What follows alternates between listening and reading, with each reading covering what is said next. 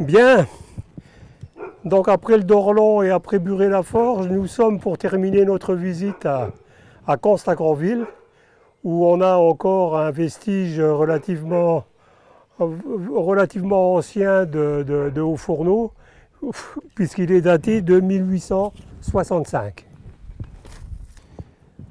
Donc nous sommes ici au pied du haut fourneau de Cons, et nous sommes à la hauteur des tuyères.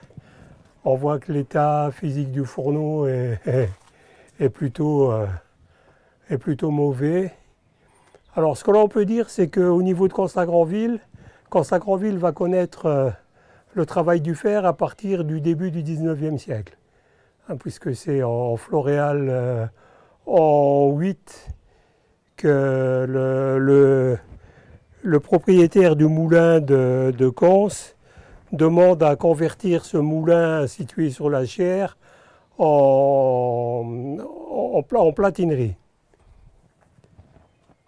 Alors ce personnage, Jacques Claude, est autorisé à construire sa platinerie à la place du moulin, sous réserve néanmoins de n'utiliser que de la houille comme combustible.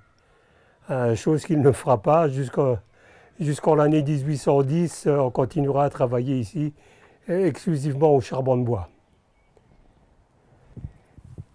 Alors en 1802, Joseph Denizet, qui était maître de forge à la Sauvage, près de Saône, devient propriétaire de la forge de Cons. Il va installer illégalement une affinerie et un marteau. L'objectif étant de traiter les fentes du Dorland, qui n'a plus un débouché naturel vers l'abbaye d'Orval. Alors il faudra attendre finalement 1812 pour qu'il régularise la situation. En fait, il demande à avoir une platinerie et un gros marteau et un feu d'affinerie ici sur le site de Cons. Finalement, il ne sait pas précisément ce qu'il voudrait faire de son usine, puisque 12 jours plus tard, il demande à transformer la platinerie en une deuxième affinerie. Le problème, c'est que les maîtres de forge de la région sont opposés à cette demande, dans la mesure où le charbon de bois se faisant de plus en plus rare, ils sollicitent à nouveau une consommation de ce type de combustible. Alors à partir de 1814, le sieur Denizet, qui était bailliste des forges de la Sauvage, ne peut plus recevoir ces fentes de la Sauvage, puisque la Sauvage devient territoire étranger, et il va demander à pouvoir construire sur place un haut fourneau.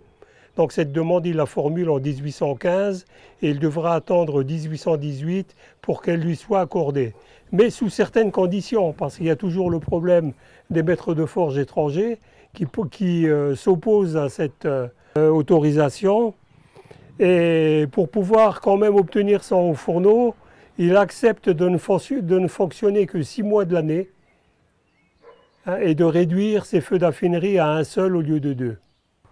À partir de 1818, il peut enfin construire son haut fourneau. Donc il va s'alimenter avec du minerai type minerai oolithique, type minette, à partir du Coulmy, mais il reçoit également du minerai de Réon, de Lexy, du Signy et de Haut-d'Altiche. Sa production est de l'ordre de 600 tonnes par an, ce qui est relativement peu. Donc à cette époque, la forge emploie 13 ouvriers en interne, plus une certaine quantité d'ouvriers externes, du type charbonnier, mineur, etc., etc. Alors Denizet décède avant 1830 et c'est la famille Estignard qui va prendre le relais, puisqu'ils sont dans un premier temps baillistes et ils vont devenir maîtres de forge. Un second fourneau est construit en 1847 et 10 ans plus tard, l'ensemble du site de Cons produit 1011 tonnes de fentes par an. Donc il s'agit à la fois de fentes fortes et de fentes métisses. Alors la fente forte issue du minerai de fer fort qui vient essentiellement d'Haut-d'Altiche et du Signy-Gaudebranche, et de fente métisse qui est obtenue à partir d'un mélange de minerai de fer fort et de minerai oolithique. Alors le site de Cans, à partir de cette époque, donc à partir de 1860, est sur le déclin. Et c'est le marquis Lucien de Lamberty qui va reconstruire les hauts fourneaux. Donc dans un premier temps, un haut fourneau charbon de bois de production journalière de l'ordre de 5 tonnes. Et puis un haut fourneau ici, marchant au coq, qui produit entre 9 et 12 tonnes de fonte par jour. Alors dorénavant, on va utiliser ce type de fourneau qui va fonctionner uniquement au coq et avec du minerai oolithique, dans notamment une mine que le marquis a achetée au Puy-le-Venteux, et puis des minerais d'autres mines de la région, telles que Lexy, Réon, etc. Alors finalement, le site va s'arrêter définitivement en 1875. Alors on remarquera néanmoins, d'un point de vue technique, on remarquera une chose.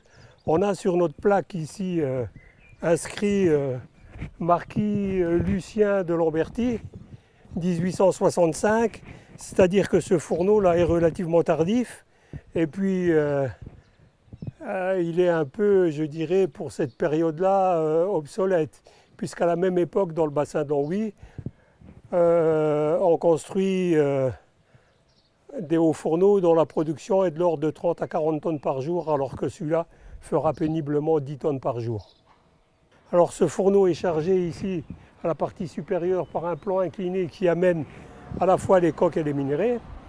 On voit là dans cette partie supérieure, dans la cuve, où les matières qui descendent vont s'échauffer progressivement et se transformer en fonte et en laitier. Et elles sont récupérées à la base, ici au niveau du trou de coulée. On a des colonnes en fonte qui supportent l'ensemble ici du ventre et à la fois du gueulard. On voit dans cette partie-là ces colonnes en fonte, ces colonnettes de chaque côté. Et puis le trou de coulée à la partie la plus basse, ici, du haut fourneau.